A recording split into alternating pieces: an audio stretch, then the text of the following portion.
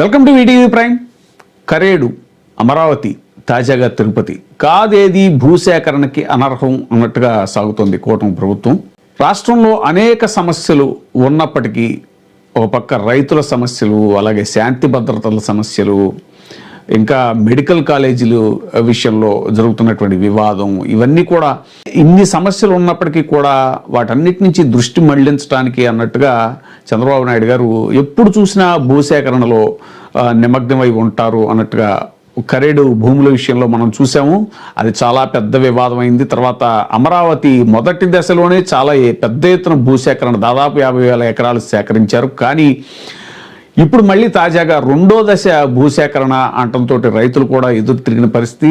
మొదటి దశ భూసేకరణతో ఆపేస్తే అది మున్సిపాలిటీ మాత్రమే అవుతుంది అంటూ వాళ్ళని బెదిరించే ప్రయత్నాలు చేశారు. కానీ చాలా మంది రైతులకి మొదటి విడతలో ఇచ్చినటువంటి భూములు ఇచ్చినటువంటి రైతులకి ఇంకా న్యాయం జరగలేదు అనేటువంటిది క్షేత్రస్థాయిలో అనేక సమస్యలు మనకి వినపడుతున్నాయి. తాజాగా మధ్యన ఒక రైతు మంత్రి నారాయణ గారితో మాట్లాడుతూ ఆ ఆవేదనతో ప్రాణాలు వదిలిన విషయం కూడా మనకి తెలిసిందే. ఇలా అనేక సమస్యలు ఉన్నప్పటికీ కూడా ఈ భూసేకరణ అనేటువంటిది ప్రతి ప్రాంతంలోనూ, అలాగే వైజాగ్లో కూడా భూ పందేరం అన్నట్టుగా ఊరు పేర్లు లేని కంపెనీలకి చాలా చౌక ధరకి భూములు కట్టబెడుతున్నటువంటి వైనం మనం చూసాము. ఇక భోగాపురం ఎయిర్పోర్ట్ విషయంలో కూడా అసలు మొదటి దశలో అంటే 2014-19 మధ్యలో దాదాపు 6,000 ఎకరాలు సేకరించాలని ప్రయత్నం చేసినప్పుడు అప్పుడు రైతులు ఎదురు తిరగడం, దాంతో జగన్మోహన్ రెడ్డి గారి హయాంలో దాన్ని కుదించి 2,000 ఎకరాలకి 2,000 చిల్లర ఎకరాలకి పరిమితం చేయటం, ఇలా ప్రతి చోట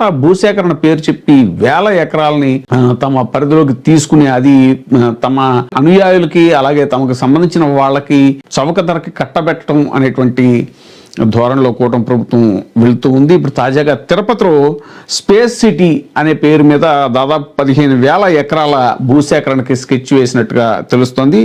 ఇది ఎవరో రాసింది కాదు, ఈనాడులో వచ్చినటువంటి కథనం. అంతరిక్ష సాంకేతిక సేవలు, తయారీ, వ్యాపార కార్యకలాపాలకు అనువైన వ్యవస్థను రాష్ట్రంలో అభివృద్ధి చేసేందుకు 15,000 ఎకరాల్లో స్పేస్ సిటీ ఆఫ్ ఇండియా అనేటువంటి దాన్ని కూటమి ప్రభుత్వం అభివృద్ధి చేయనుంది. స్టార్టప్లు సంస్థలు, విద్యా సంస్థలతో పాటు ఇక్కడ పరిశోధనలు కూడా ప్రోత్సహించాలి అన్నది ప్రభుత్వ యోచన. ఈ రంగంలో సాంకేతికతను అందిపుచ్చుకోవడం ద్వారా దేశ విదేశీ పెట్టుబడులను ఆకర్షించాలి అన్నటువంటిది ప్రభుత్వ లక్ష్యం. ఇందుకు అనుగుణంగా స్పేస్ పాలసీని ప్రభుత్వం తీసుకొచ్చింది. పేర్లు భలే కనబెడతారు, క్వాంటమ్ వ్యాలీ, అలాగే స్పోర్ట్స్ సిటీ, ఇవన్నీ కూడా అమరావతి అన్నారు. సో అక్కడికి ఇంకా అమరావతిలో ఇంకా భూసేకరణ కోసం వాటి పేర్లు వాడారు. ఇప్పుడు కొత్తగా తిరుపతి దగ్గర స్పేస్ సిటీ, వాస్తవానికి ఇస్రో అక్కడ దగ్గరలోనే ఉంది, శ్రీహరికోట షార్ కేంద్రం. అయినా సరే దీని పేరు చెప్పి మళ్ళీ భూసేకరణకి సిద్ధపడింది. స్పేస్ పాలసీ ప్రభుత్వం తీసుకొచ్చింది. ఈ పాలసీ ద్వారా రానున్న 5 ఏళ్లలో 25,000 కోట్ల మేర పెట్టుబడులను ఆకర్షించాలని లక్ష్యంగా పెట్టుకుంది. ఇందుకు అనుగుణంగా విధానాన్ని రూపొందించింది. దశల వారీగా తిరుపతి జిల్లా బిఎన్ కంట్రిక మండలం రౌతుసురమాల ప్రాంతాన్ని స్పేస్ సిటీ ఏర్పాటుకు అనువైందిగా ప్రభుత్వం ఎంపిక చేసింది. దశల వారీగా ఇక్కడ మౌలిక వసతులు కల్పించాలని నిర్ణయించింది. మొదటి దశలో 2,801.43 ఎకరాలను అంతరిక్ష రంగ పరిశ్రమల ఏర్పాటుకు అవసరమైన సదుపాయాలను అభివృద్ధి చేయాలని భావిస్తోంది. ఈ పరిధిలో స్టార్టప్ యాక్టివేషన్ ఏరియాగా 571.70 ఎకరాల్లో 140.95 కోట్ల ఖర్చుతో సదుపాయాలు కల్పిస్తారు. ఈ రంగంలో పారిశ్రామిక క్లస్టర్ల ఏర్పాటు ద్వారా పెద్ద ఎత్తున పెట్టుబడులను ఆకర్షించాలని భావిస్తోంది. మౌలిక వసతులతో పాటు పరిపాలనా భవనాలు, ఇంక్యుబేషన్ సెంటర్, కాన్ఫరెన్స్ హాల్ వంటివి స్టార్టప్ యాక్టివేషన్ ప్రాంతంలో నిర్మిస్తారు. ప్రపంచ స్థాయి ప్లగ్ అండ్ ప్లే తరహా, ఈ పదాలు బలే ఉంటాయి, ప్లగ్ అండ్ ప్లే తరహా వసతులు కల్పించడం ద్వారా సంస్థలను రప్పించాలి అనేటువంటిది ప్రభుత్వ ఆలోచన.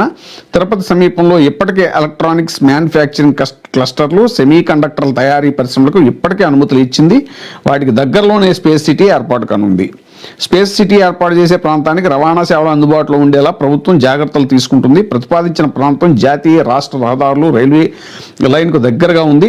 జాతీయ రహదారి 71 నుంచి 3.8 కిలోమీటర్లు, స్టేట్ హైవే 480 నుంచి NH16 వరకు, హౌరా చెన్నై రైల్వే లైన్లోని సూడూరుపేట రైల్వే స్టేషన్ నుంచి 27 కిలోమీటర్లు, శ్రీకాళహస్తి రైల్వే స్టేషన్ నుంచి 14 కిలోమీటర్ల దూరంలో ఉంది. తిరుపతి అంతర్జాతీయ విమానాశ్రయం 30 కిలోమీటర్ల దూరంలో ఉండేలాగా, నెల్లూరులోని కృష్ణపట్నం పోర్టు 70 కిలోమీటర్ల దూరంలో ఉంటుంది. శ్రీహరికోట సతీష్ ధావన్ స్పేస్ సెంటర్ ప్రతిపాదించిన స్పేస్ సిటీకి 50 కిలోమీటర్ల దూరంలో ఉంటుంది. ఎగుమతి దిగుమతులకు వీలుగా కనెక్టివిటీ ఉండేలా ప్రభుత్వం చర్యలు తీసుకుంది. వాస్తవానికి మొన్నే జగన్మోహన్ రెడ్డి గారు ఇది భోగాపురం ఎయిర్పోర్ట్ గురించి ఆయన మీడియా సమీక్షా సమావేశంలో చెప్పారు. భోగాపురం ఎయిర్పోర్ట్కి ఆయన నేషనల్ హైవే కనెక్టివిటీ కోసం కూడా అప్పుడు నితిన్ గడ్కరీ గారు అప్పుడు ఆ సమావేశంలో మాట్లాడినటువంటి విషయాన్ని కూడా ఆయన ప్లే చేసి చూపించారు. కానీ ఈ ప్రభుత్వం వచ్చిన తర్వాత భోగాపురం ఎయిర్పోర్టు నిర్మాణం పూర్తయింది, కానీ ఆ కనెక్టివిటీ రోడ్డు గురించి ఇన్నేళ్లైనా 2 ఏళ్లైనా కూడా కూటమి ప్రభుత్వం వచ్చి దాని గురించి ఆలోచించలేదు అనేటువంటిది జగన్మోహన్ రెడ్డి గారు చెప్పడం జరిగింది. అలాగే ఉంటాయన్నమాట ఇవన్నీ. ఇది నేషనల్ హైవే కనెక్టివిటీ చూస్తున్నామని ఏదైనా సరే స్పేస్ సిటీకి 70 కిలోమీటర్ల దూరంలో ఉన్న కండలేరు జలాశయం నుంచి నీటి సరఫరా చేసేలా ప్రతిపాదనను అధికారులు సిద్ధం చేశారు. ఎయిర్పేట సమీపంలోని పారిశ్రామిక క్లస్టర్కు నీటి సరఫరా కోసం 200 కోట్లతో పైప్ లైన్ ఏర్పాటు పనులను ఇప్పటికే చేపట్టారు. ఇలా రకరకాల ఇవన్నీ ఊరించడం అన్నమాట. భూసేకరణకి ఇవన్నీ ఎర్రగా వేసి భూసేకరణ చేయడానికి ప్రయత్నిస్తున్నారు. చూడాలి మరి అక్కడ రైతుల నుంచి ఎలాంటి వ్యతిరేకత వస్తుందో. ఇప్పుడే సబ్స్క్రైబ్ చేయండి, లైక్ చేయండి, షేర్ చేయండి. వే టీవీ ప్రైమ్, మీ ఉత్తమాభిరుచుల సమ్మేళనం.